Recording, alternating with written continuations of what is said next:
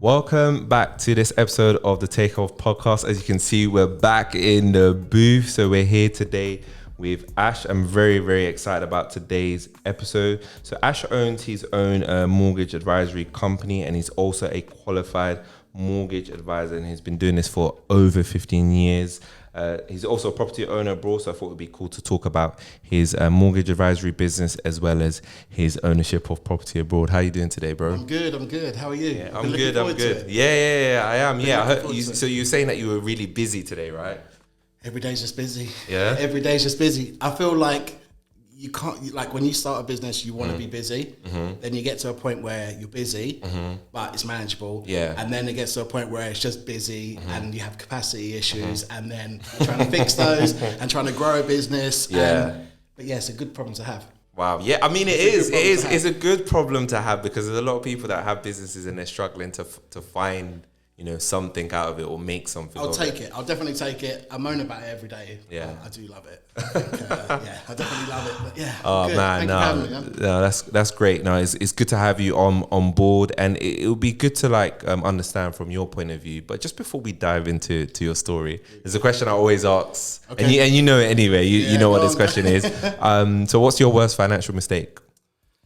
So I was thinking about this, and I was thinking, is it a single purchase that I need to say, or is it like an action? For It's whatever you think. For the sake of this podcast, I'm going to go with the action. Okay. And it was when I was younger. Now, I hear it every day from clients. Oh, when I was younger, I forgot about this or didn't do this or didn't. Young and reckless, right? Yeah.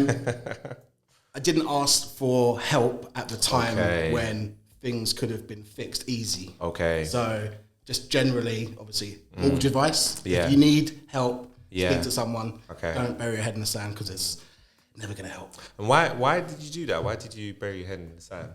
Young, Young. kind of didn't understand how things worked. Found out very quickly. We'll kind of go into this a little bit. Yeah.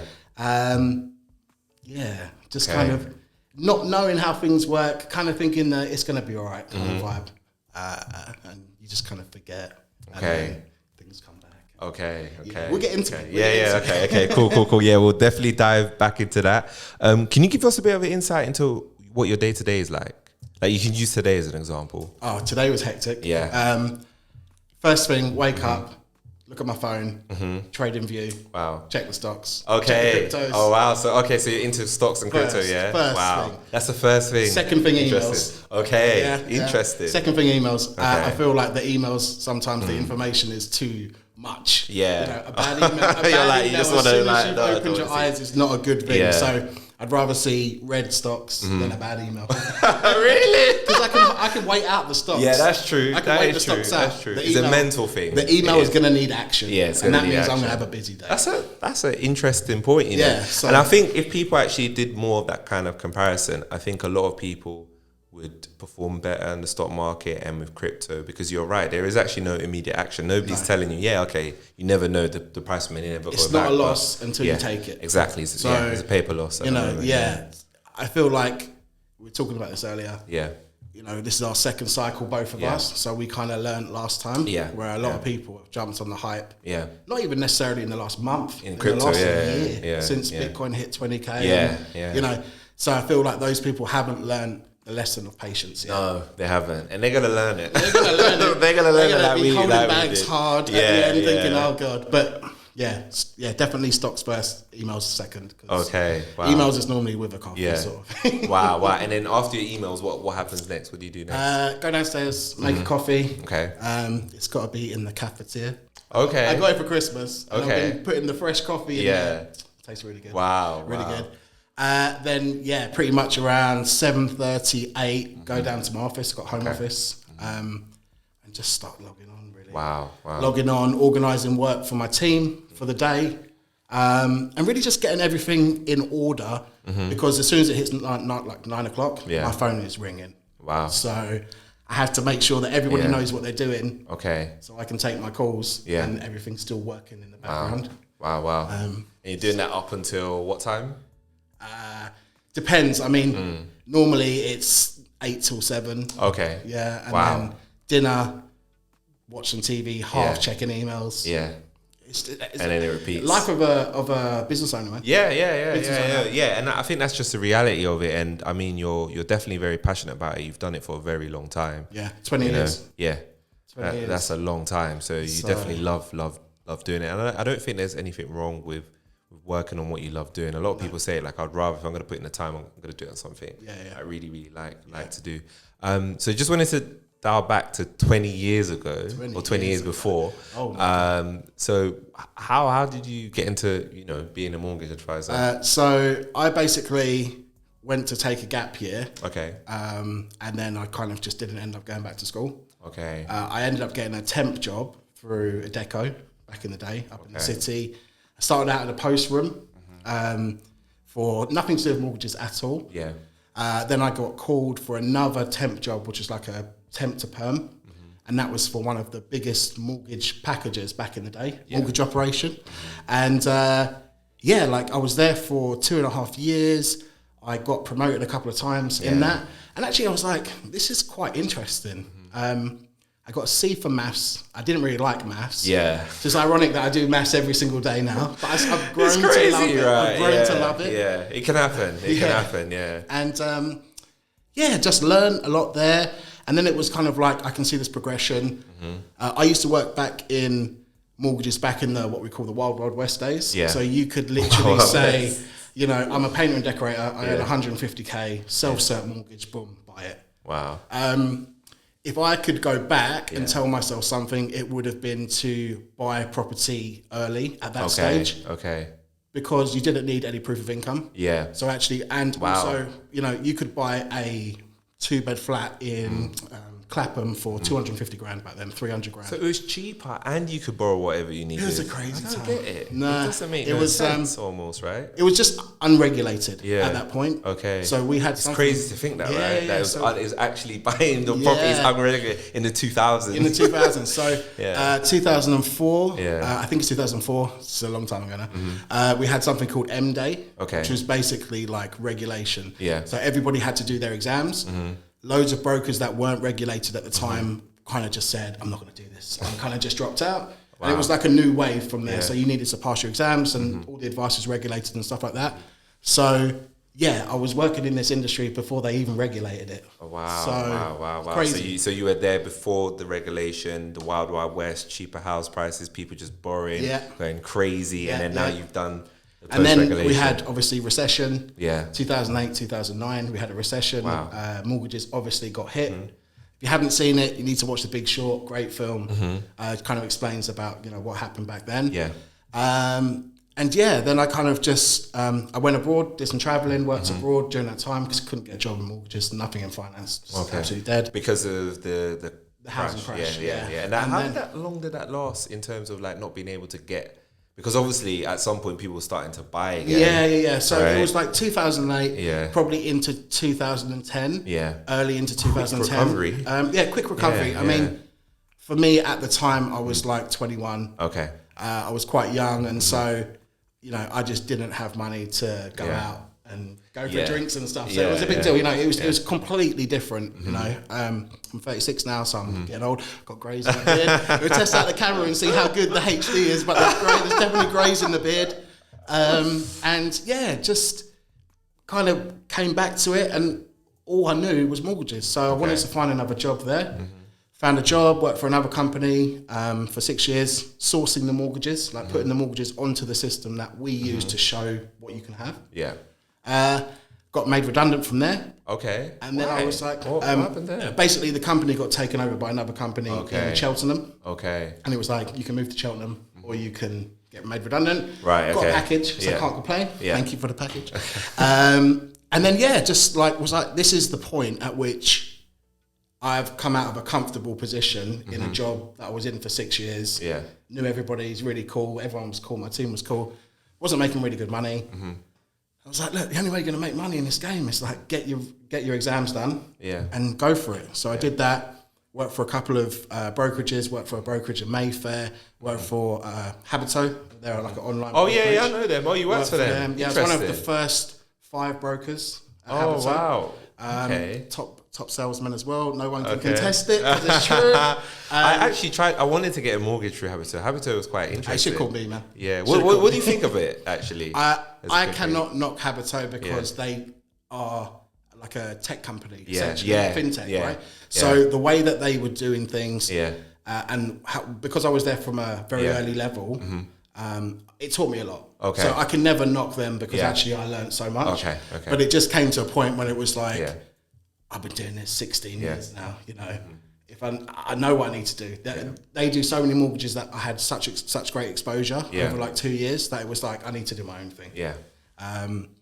My partner has her own business. Okay. She does casting and extras for Netflix, and 70% of the adverts on TV she's done. Oh my gosh. Okay. So shout out to Talent Talks. So she's really like spurred me on. She's got her own business, and I thought, I didn't think if she can do it, I can do it, because that doesn't sound right. But it was like, I can do that. Yeah. If she's doing it. Yeah. We could do it together. And, you know. Yeah. Power couple, Power couple, man. Yeah, and so that's and then Make My Mortgage has been here for 3.5 years. Okay. Wow. So 3.5 years. Really, really good reception from people.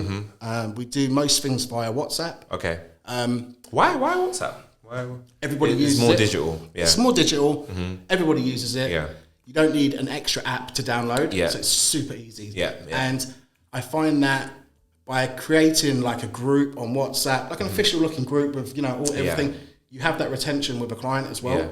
In that, you know, if they never leave the group, next time their mortgage is up, they're going to message you. That's true. On their phone. Yeah. You're just way down the list until you're not. Yeah.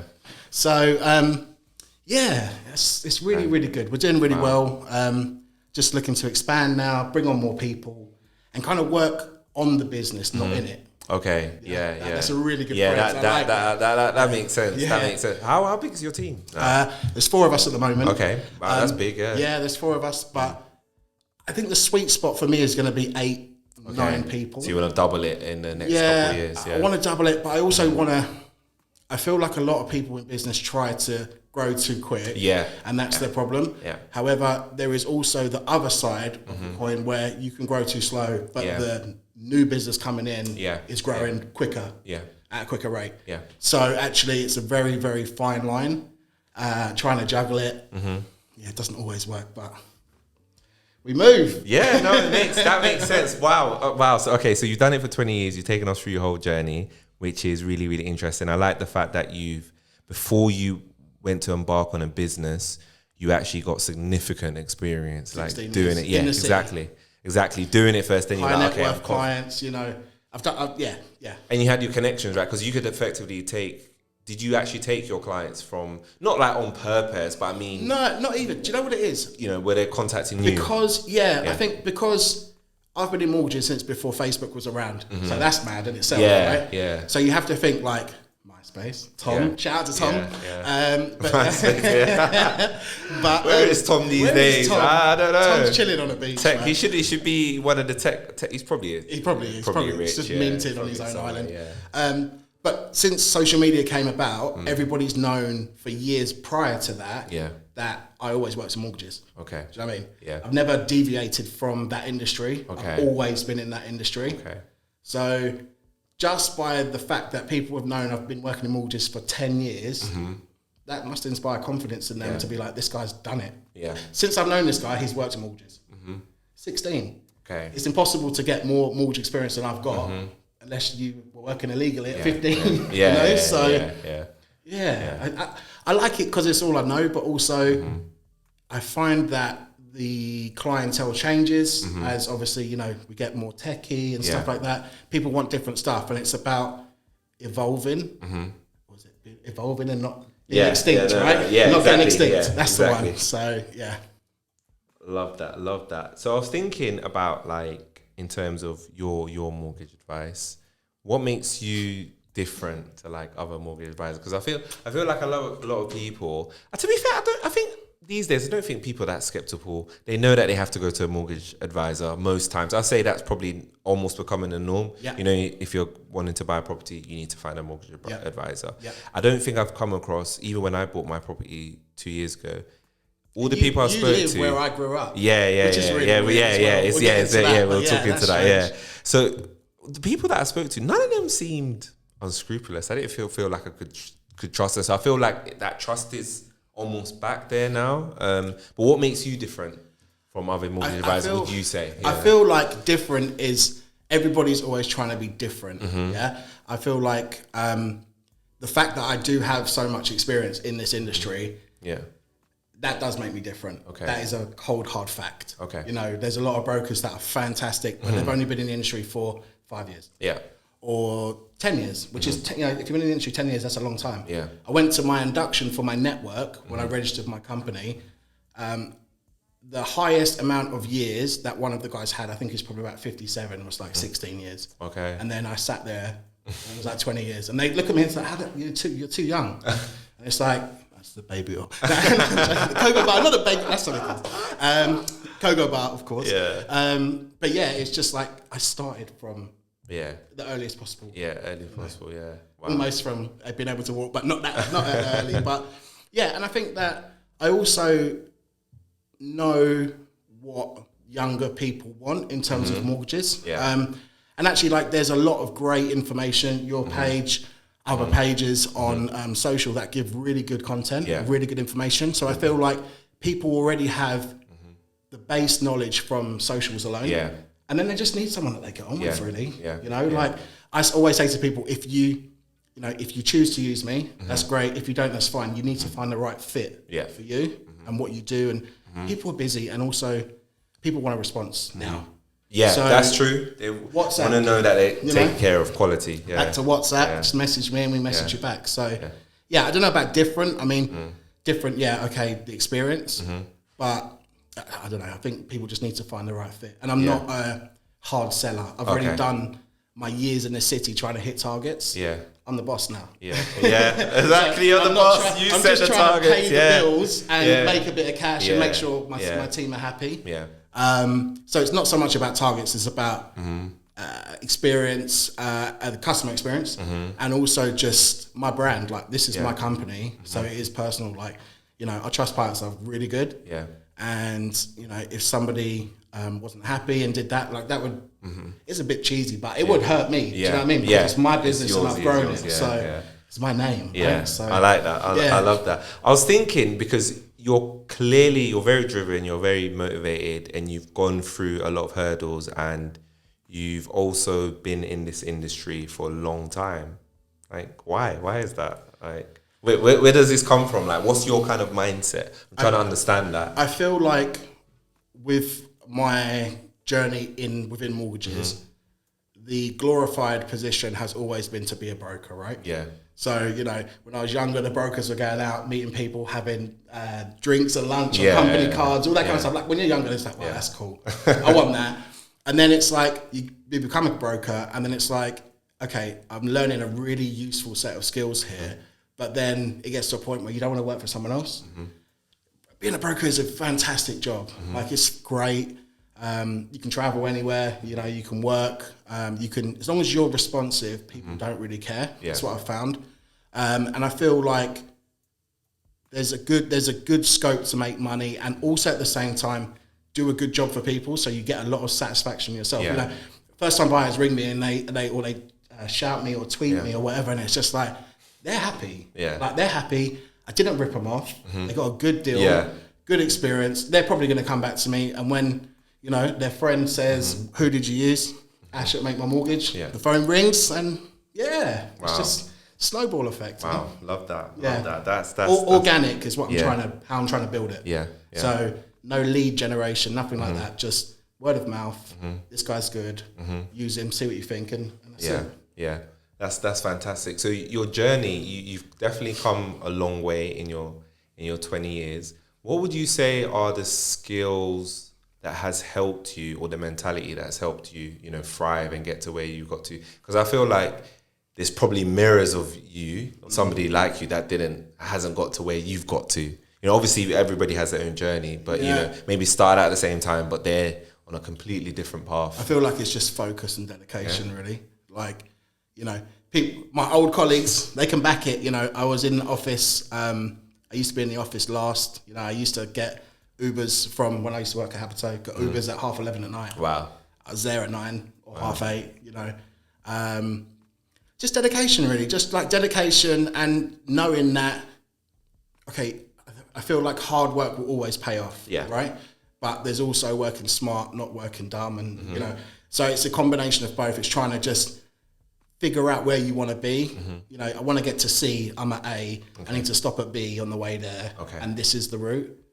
And I'm quite spontaneous. When I was younger, I was really spontaneous, and now I'm like a planner. It's so weird. It's so weird. Spontaneous to whole planner. 180 completely. Really weird. And you feel like that planning's definitely helped your you start your business. I feel like I'm probably one of those people that's never gonna get to where I want to be, because I'm always moving the goalpost. I think at the same time I need that for myself, not just to be like, I'm good.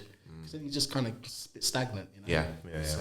That makes sense. So I was thinking, on the flip side, how do people avoid a bad mortgage advisor? What's actually a bad mortgage advisor to you, actually? Yeah, can you give us a definition? I'm not trying to dog anyone. No, no naming, no names. No names. Just generally, like, it's straw man. I feel like somebody that's after, how do I put it? Somebody that's just after the money. I can't really explain what I can explain. It's like, I can earn a decent wage doing what we're doing, but I charge low fees.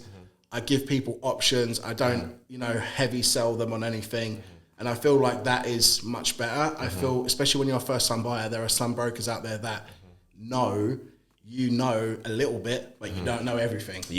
And therefore it's like very easy to lead people, say, this is normal, you have to pay this and pay that and whatever.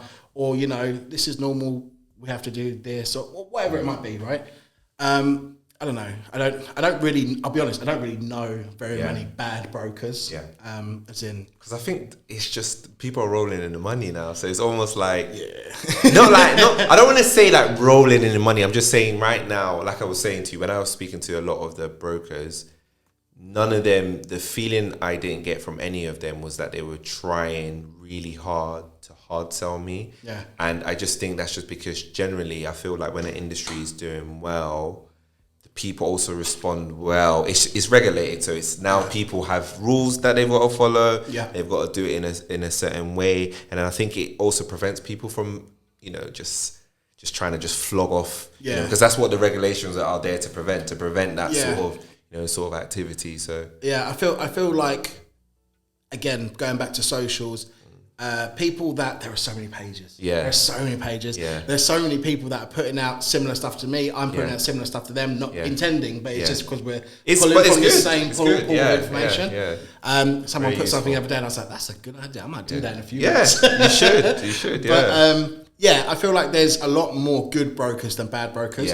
What I would say, and this is really a tip, is you don't need that person to have been doing it 20 years. Obviously, if you want to use me, that's fine. But we'll put all the description. We'll put it link to the website in the description. But you don't need someone, but you do know someone. You do need somebody that you're confident with, and that they know their stuff. Because I know there's mortgage brokers passing exams all the time. The exams are not the job.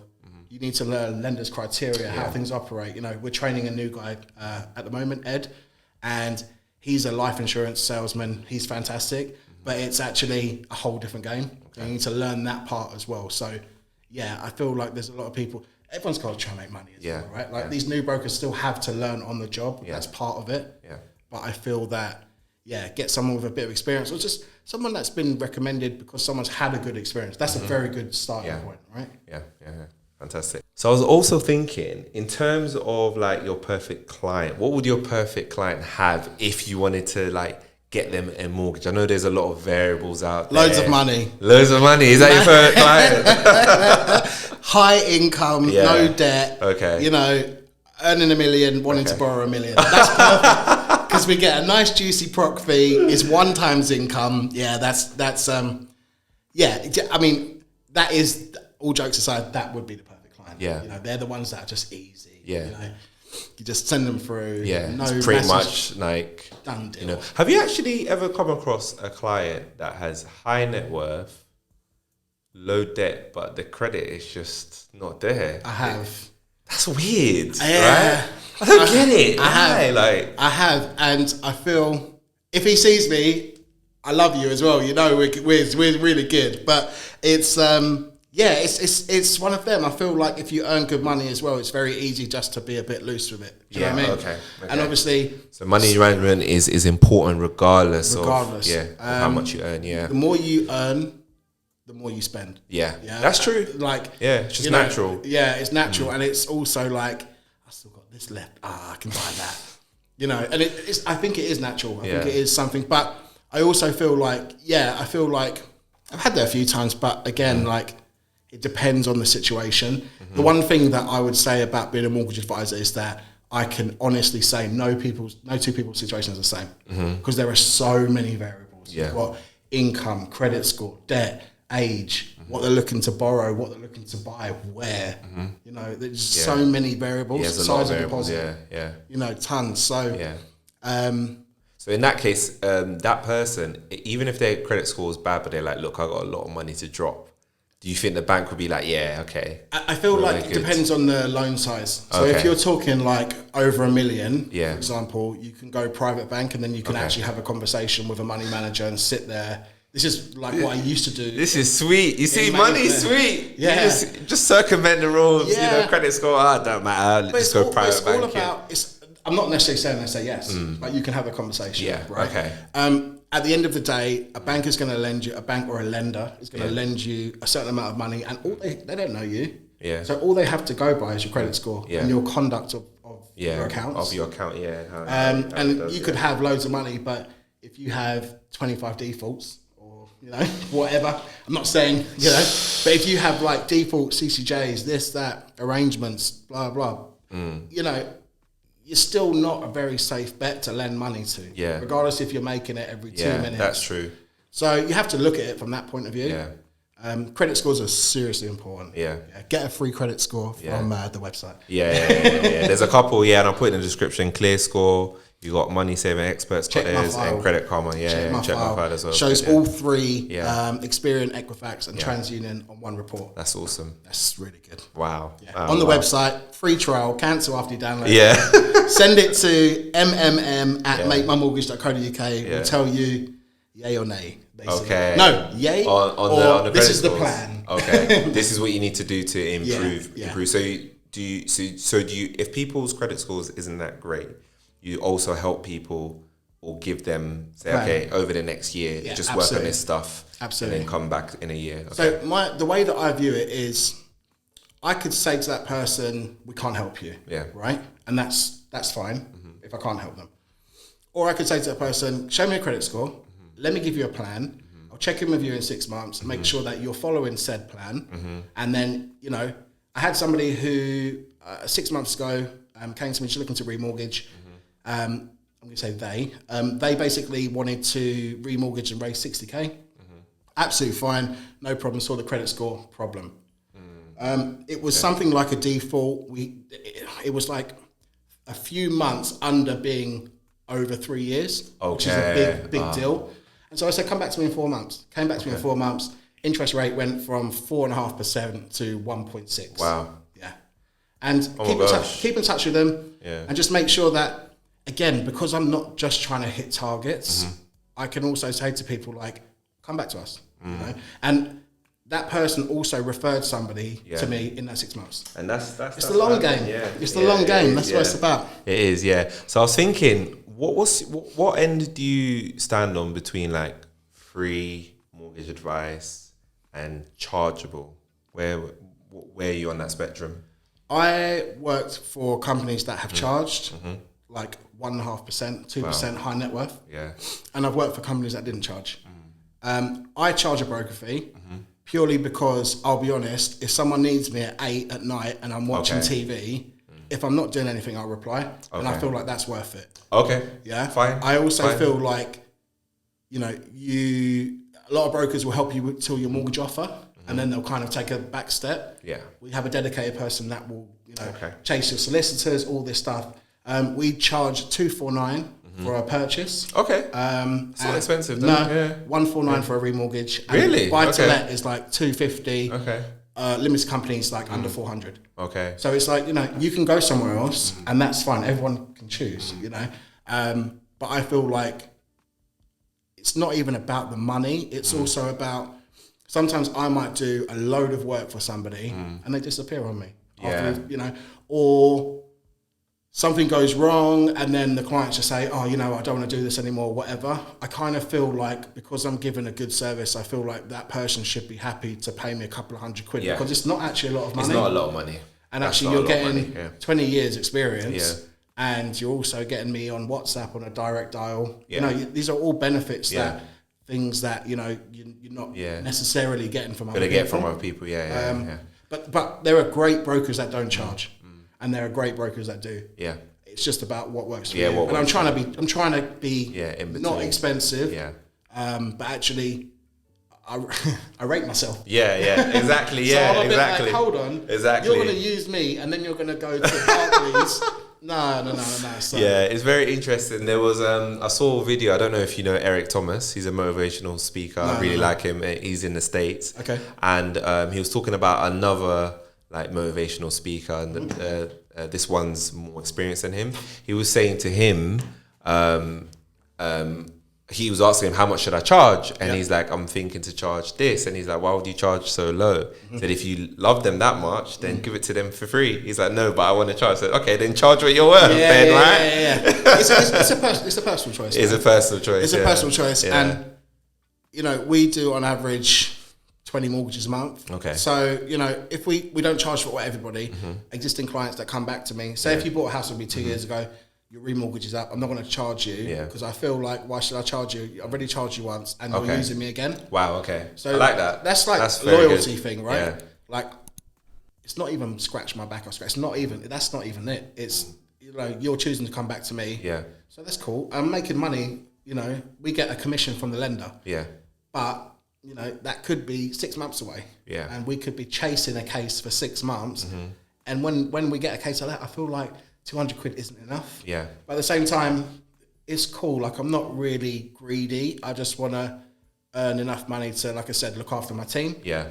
And do my thing. Yeah. Really. Yeah. And that's it. I love that personal trust. I'm not trying to be Elon. Yeah. It would be nice. You can maybe through investing. It would be nice. Yeah, yeah. But, you know, and maybe that's not the right way, but for me, at my stage in life, I'm good. Yeah. So it's like, you know, we'll see how it goes. I love that. I love that. I love that. So I was thinking, what's been like the toughest part of you know, owning your business? You gave a little bit of insights, like where you were saying about like the email. Yeah, I feel like the facts. There are so many things that people, you know, there are so many common answers. So, you know, the responsibility of, you know, having other people waiting for their check every month, you know, that they earn, of course. But, you know, that I don't really feel that. I feel like, for me, because I don't have a partner, a business partner, sometimes I double what's the word? Double guess myself. Okay. Yeah. Because I'm like, is that the right thing to do? Yeah. Is this the right thing to do? But ultimately, the path of an entrepreneur / business owner, whatever you want to call it, is one of education the whole way through. It is, yeah. And so it's like, you know, I don't know if this is the right thing to do, but on my head be it. Let's give it a go. If it doesn't work, okay, whatever. You know, I've learned some lessons on the way, but it's, you know, I'm just about trying stuff. I feel like it's very easy to listen to other people saying you can't do that. Yeah. You can't do that. Very, you can't very do that. True, Why are you doing it this way? And it's like, very true. If I did that the same way that you guys were telling me not to do it or do it, I wouldn't be what I'm doing now. Yeah. So sometimes you got to take a risk. And you'll never know, and you're doing what works for you, and it might just only work for you because of it's a trading thing. You got to hedge the risk. Yeah. You got to be like, right, okay, I might try this and it doesn't work, but if it doesn't work, then you know I just want this as a backup or something. You know, it's about just kind of managing your risk and just, you know, hedging against losing everything. Love that. Fantastic. Thanks so much on giving us a bit of an insight into your journey as a mortgage advisor. So, of course, as a mortgage advisor, I'm assuming that you own property. You own property here and abroad, right? I want to own in on the broad because I don't think I've ever spoken to anybody that well, that's a lie. I do know somebody, of course, that in Africa, that's different. You should just but I mean, I was going to say I didn't know, but that's different. In Africa, yes, but I mean, like, in Europe, I don't know anybody that owns abroad. So you own property? Is it in Europe or is it? So me and my partner bought a place in Spain. Okay. Wow. Basically, we completed on it in September. Okay. It's just a weird one because we're both self-employed. Yeah. We are both digital nomads, so we've been able to travel and work. My partner's mum is from Brazil, so I've been to Brazil for 2 months this year. Went to Mexico for a month. Wow. On either side, we had to go while still being able to work. Yeah, we had to. I was getting up in Mexico at 3 a.m. Oh my because of the time difference. But we to get to Brazil because it was on the red list. We had to go via Mexico. Yeah. Really long. Yeah. And then been to Spain. Was in Spain for a month this year, September. Waiting for these keys. The one thing I will say, and maybe we're going to get into this, is that in Spain, I felt like the solicitors were siestaing all the time. Really? They do have a siesta like in the midday, right? I felt like it was just hibernation, wow. really, because I was messaging them, and obviously I'm used to a certain way of mortgages here, and I wasn't dealing with it, obviously, because it's not my own mortgage. I was kind of the client. Yeah. Waiting for the keys. I now remember how my clients felt. Yeah. Do you know what I mean? Yeah. And I feel that was like humbling. Yeah. Almost, because it's like, don't be blasé. I'm not saying I am, but don't be blasé to people's feelings in terms of, anxiety and, I want my keys. And I like, remember that. Do you know what I mean? And be there for these people when they're going through that time, because it's anxious, man. Yeah, yeah. But yeah, we got that. 3-bed apartment, 20 minutes from Marbella. Yeah. Wow. Yeah, man. Why Spain? You know what? I wanted Portugal. So, long story short, my partner, as I said, her mum's from Brazil. We've been there a lot. I absolutely love it. Yeah. It's a weird one. Brazil is the only, this is quite deep, but Brazil is the only place that I've ever been to where at one point I felt like nobody was looking at me different. Okay, interesting. And that's quite a deep thing to say. Yeah, very deep. You live where I grew up. Yeah. And that's a lot more black now than it was when I lived there. Yeah, I heard from a neighbour, Brazil was so mixed. Wow. And so I was literally just walking around. Okay, so people probably thought you were everyone Brazilian. Looks like, everyone thinks I'm Brazilian. Yeah. Even Brazilian people in England, especially when I speak to them in Portuguese, they're like, no, I'm not from here. I'm not from there either. Yeah. They're just like, what the hell? Wow. But I wanted to go to Portugal, but I needed to have 3 years worth of accounts for Portugal. Wow. And because the company is 3 years old, but the accounts aren't in the third year, we had a look in Spain, and actually, amazing. Okay. Yeah. Wow. My brother's girlfriend is from Gibraltar as well, so she has memories in the town where we bought our place. Excuse me, and I bought it without going there as well. Okay. Really? You bought it without going? We just went on a interesting video call. Yeah. Oh my God. But it was when we had the video, I could tell straight away this is a bargain. Like we've got a 3-bed apartment with a pool, like communal pool, like underground parking, everything, very spacious, 98,000. What? Yeah, exactly. Can't buy a garage. Where are we, Hackney? Can't buy a garage in Hackney for that. 98,000. No way! You can't get a garage. So 3-bedroom as well, 2-bathroom. Oh my gosh, that's mad. Yeah, that's and actually, insane. it's like people are very conditioned. In London, especially. To pay anything for anything. And it's like anything. This is expensive. Yeah, it's like, it's this really is expensive for like this box. It's not even getting to inflation. Let's not even go there. Yeah. Already it's expensive. So, I feel like we did a lot of research, and actually we were looking for something, and this cropped up. Elderly couple, couldn't go there anymore. When I got the keys, it was like, I love my grandchildren so much on the wall. I was like taking that down. But yeah, it was right place, right time. Right place, right time. Wow. And I'm looking forward to coming back. Yeah, we've got a lot of bits going on here and stuff. So that's crazy. So I'm thinking. So you chose Spain. What was the actual process? Like, didn't you don't have to be living in Spain to get it, right? No. And Brexit didn't affect it either? Brexit basically means that you can only spend 90 days out of a 180-day period there or in the EU. Right, but before Brexit, we could have just gone there. Before Brexit, you could go there. Normal. However, Brexit. I had to apply for like my, I forgot what it's called. called now, NIE, which is basically like your national insurance number for extranjeros. Which is really? Yeah, so I have like I'm recorded there. Yeah. And I did everything via power of attorney. So I basically signed documents and then the solicitors did everything there and I just liaised with them here. Really? And then, just went to pick up keys and... So it's pretty much, it sounds like it's... Because the way I would see it, right? Because a lot of people say, oh, I want to buy property abroad, but people make it sound like so scary. I've got such a great example. And you know, whereas like the way you're making it sound is like, actually, maybe it's smarter. And we're going to talk about this. Does it make sense? But I got a good example to answer that, right? Yeah. So no disrespect to anyone's grandma that's got a flat in Spain. Yeah? No disrespect. But from my opinion, I'm like, I run a mortgage business in the UK. This isn't a mortgage in the UK. However, there's got to be some parallels, right? The other thing is, if Bob and Linda at 66 can buy a place in Spain, then I'm sorry, but I can work that. Do you know what I mean? Super true. And that's not disrespect to anybody who's older. Is true. But it's like, if I can do that, if they can do that, I can definitely do that. Yeah. Because I probably have more resources at the moment because I do have my company and the flexibility to do X, Y, Z if I need to. So, and I also think, like, going back to what I said earlier, doesn't matter what you do. Yeah. Everyone's going to say the next step is way too difficult. You can't do that. Yeah. And it's like, you know what?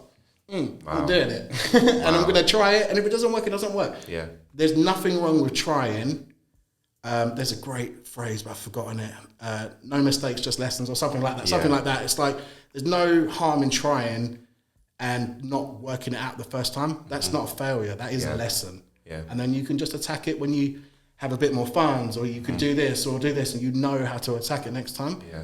But Bob and Linda can do it. Wow. Why not? Shout out to Bob and Linda. It's very true, because like the way I'm thinking about it, when you first told me that you bought property abroad, I'm like, wow, that's amazing. Like, how did you do that? Like, and it just seemed like it's made to be seen like such a really, really difficult, impossible thing. It's not that deep, honestly. Yeah, it sounds like it's the same as like doing it here. It's just as complex. A bit more deposit. Yeah. A lot more patience. Yeah. And also, how much deposit is it? 30%. 30%. Okay, so it's a bit more. But then again, if you counteract it with the prices there, then it's not that bad, is it? Yeah. And so we just took some money out of our house and just did it. But I just feel like anything in life, if somebody else can do it, what's the reason you can't do it? Yeah.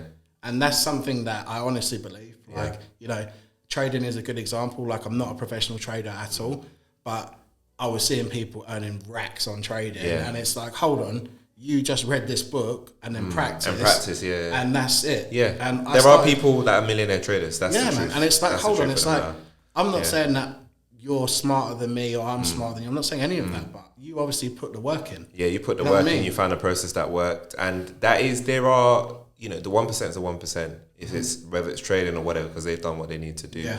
I was thinking, was there anything, in terms of like the process between here and there, was there any slight things that you thought, oh, this is a bit weird, or like, oh, what's this cost? This is random. We don't do that here. Was anything like that was slightly different, or was the process pretty much the same? There were a few things that were slightly different, like I couldn't complete. Okay.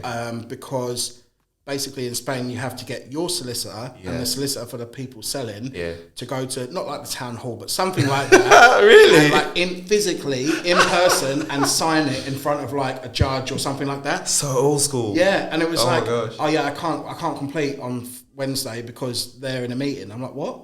All right, just send the thing, and they're like, no, we don't do it like that. And obviously, like they were all right to be fair, but it was just, I was just like, what is this? Yeah. Draconian way of doing stuff. That's very this old antiquated way of doing things. But but then maybe it's a bit more protected. Make sure that fraud's not happening, because rich investors might just start siphoning money or whatever. That was the other thing I was going to ask you. Bank accounts. How does that work? Can you? Do they want cash? Do they want? So basically, in Spain, you can't put in more than €1,000 in cash without like a receipt and stuff like that. Okay.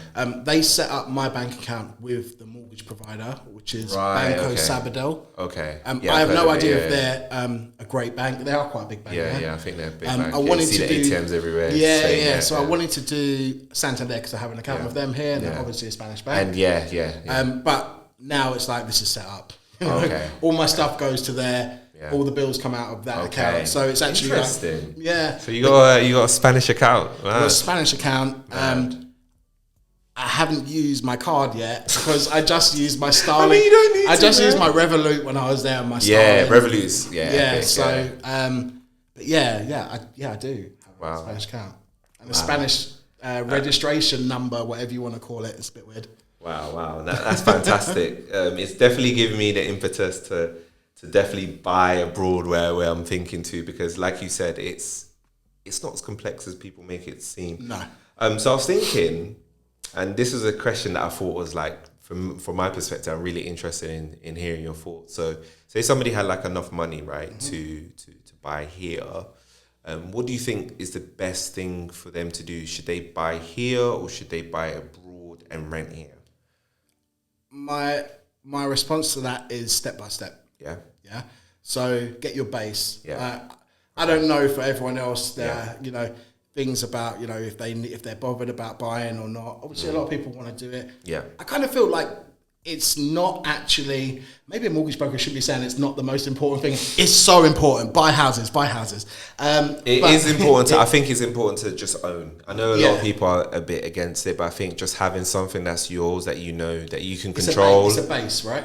And that's what I was going to say. Like, get your bases covered here. Yeah. And then obviously if you're in a situation or a position where you can do that, that's fine. Obviously, there's no one there at the moment. Yeah. We're unsure at this point whether we're going to rent it out to people like we know, friends and family, or not rent it to family, but you know what I mean, like to people, or if we're just going to have it for us. Yeah.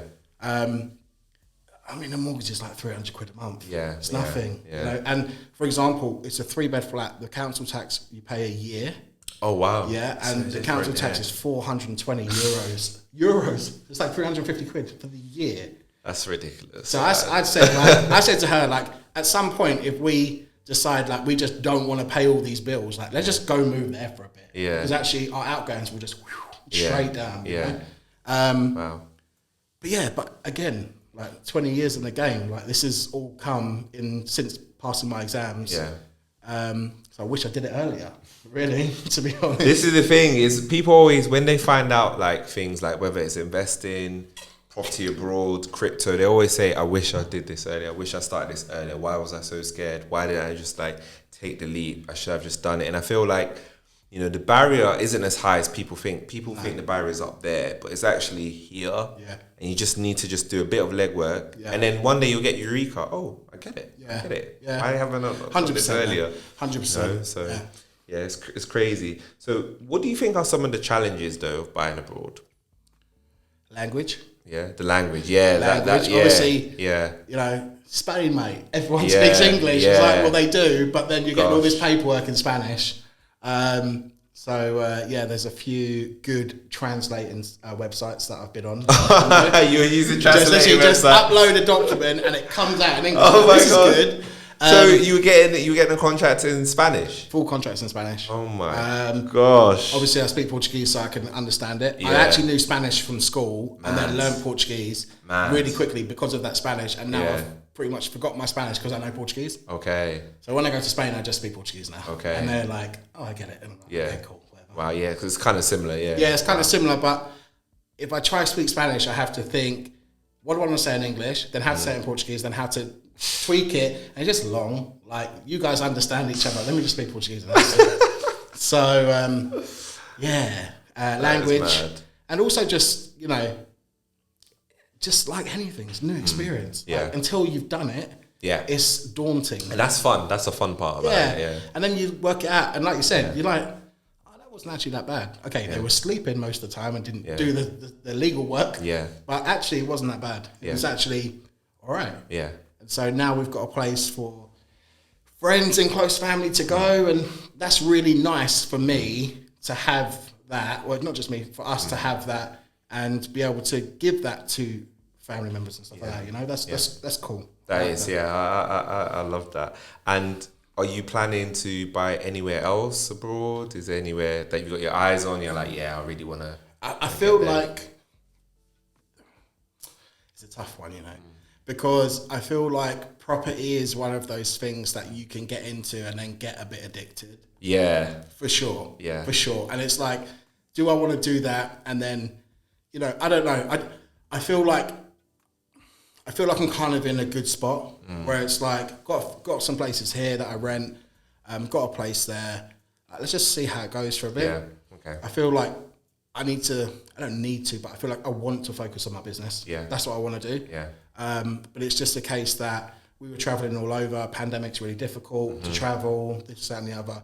Also, do you know how difficult it is to work from a jungle with no Wi-Fi? You work from a jungle with no Wi-Fi. Yeah. That's mad. Bali, jungle. I've been to Bali. Yeah, I like amazing. it. Yeah, it's amazing. Did you go to the monkey forest? The monkey, Yeah, went on the river. With all the monkeys jumping on you. Yeah, it's scary. It is scary. Yeah, because they actually literally grab everything off you. They don't care. And they're brazen. Yeah, like, very like, brazen. What? They'll stand. They will literally, like literally sit on you and Ubud's cool. Seminyak is cool.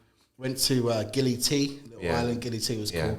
But my point was like, you know, all these places are amazing, but as you get older, it's like I want to have my own place. Yeah. And actually, I don't want to pay for hotels and this and that. Yeah. And also, I don't know what the Wi-Fi connection is like in these places. So, you know, if you got a Zoom meeting that you need to be on, not only do you have to get up at 3 a.m. to do that Zoom meeting, then if it's not working, that's game over, man. Wow. So, That's insane. Love the story. It's been an epic journey. Ash is also into crypto and investing, so we pretty much have a synergy on everything. Property, crypto investing. I love it too. And we're gonna definitely have another episode. This episode has been fantastic. Thanks so much. No worries. Thanks for giving the listeners some insight into your life as a business owner, mortgage advisor, and also, you know, owning property abroad. I'll put all the links to his business in the description, as well as his social media links. So do you have a final word for the listeners? I've got two. Can I just... Yeah, go for it. Yeah. So first one is to do with mortgages. Guys, if you are struggling or if you want to do something but you haven't spoke to anybody, go speak to somebody. It's definitely the first thing that you need to do to, you know, it can be quite worrying when you're trying to buy and you don't know the first thing, or if you're in trouble, it's quite daunting.